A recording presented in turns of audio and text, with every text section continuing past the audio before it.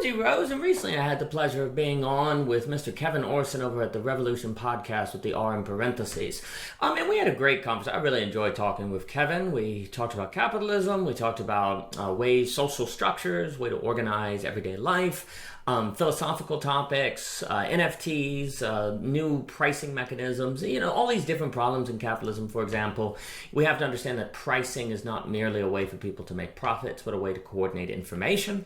If in Florida, for example, water drops to 50 cents a bottle, people will stop sending water to Florida. And if in New York, water goes to $5 a bottle, people will send water to New York, because that means that there's not enough supply. And so prices can have an effect on where resources are sent, how to calculate the most efficient way to coordinate the system.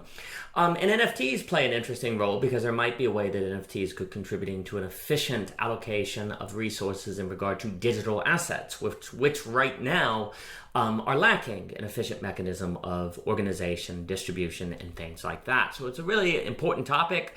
And Kevin and I are both quite interested in NFTs. And I should be very clear, I'm not saying necessarily that NFTs will necessarily be used in a positive way, but there is potential here where it could lead to a new pricing mechanism. So that's kind of the shared interest that brought us together. We ended up talking a lot on, like I said, community, some of the Game B conversations, the difference between where on the level of a very small community, it's organized by what I call here ideology. I can't swear that I stick to that language, which is just the ideas. If you have 5 people living together who have similar ideas, they're going to be able to generally get along.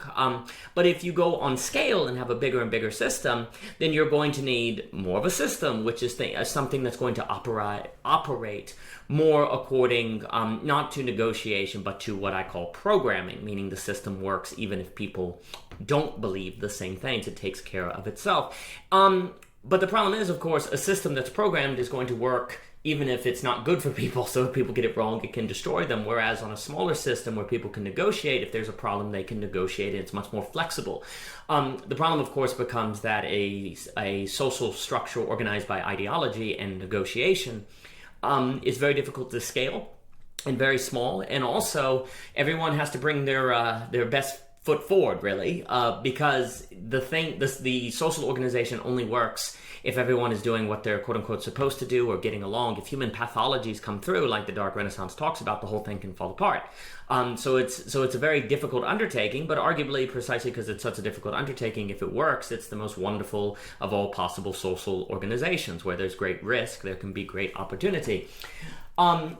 But it becomes difficult to scale, because the more and more people you incorporate, the lower the probability that you're going to be incorporating people that share similar ideas and therefore can organize themselves freely by negotiation and speaking and the like. The larger of scale, the more you're incorporating people of different beliefs, different ideologies, different personalities, different way of thinking, the more you're going to tend to, in your social organization, have to go in the direction of system and programming.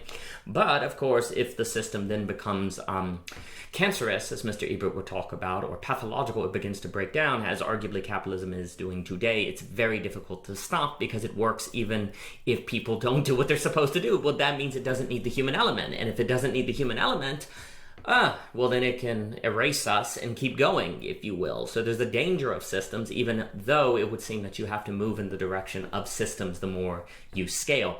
But anyway, that's just one of the trade-offs. That's one of the tragedies of the human condition, and a tragedy is a trade-off of competing goods. So Kevin and I get into a bunch of different topics. I really enjoyed the discussion, and I highly suggest his work and his podcast. And thank you so much for your time.